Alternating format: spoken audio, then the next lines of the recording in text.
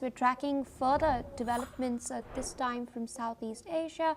We're now learning that China has warned the Philippines to halt its provocation in the South China Sea as tensions are continuing to rise over contested waters. Senior Colonel Xian Junli, spokesperson for Chinese military, has stated that their forces are conducting routine patrols in the area and warned Manila against escalating disputes. Now, China's claim to the entire South China Sea is overlapping with those of several Southeast Asian nations, including the Philippines. Meanwhile, the United States has reaffirmed its support for the Philippines. U.S. Secretary of State Marco Rubio criticized Beijing's plan to turn Scarborough Shoal into a nature reserve, calling it coercive and an attempt to assert control.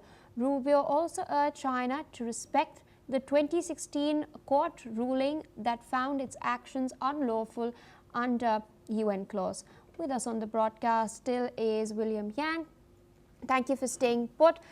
Another interesting development this time as far as the tensions between China and Philippines is concerned. We've been seeing exercises take place.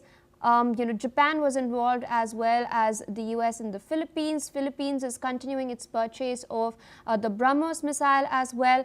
And now China recently has come out and labeled Scarborough Shoal, which is lying in the exclusive economic zone of the Philippines, something that was recognized by the Court of Arbitration in its 2016 ruling. It's called it a nature reserve. What do you make of what is happening in the South China Sea at the moment, the terms being used by China, and how do you think the US and the Philippines plan to counter this? Well, China's latest plan to announce the decision to set up a natural reserve around the area of Scarborough Shoal is yet just another page of their long-standing gray zone operation in the region. What that means is that they will find different reasons and justification for them to actually impose their de facto control over the waters and around that disputed reef.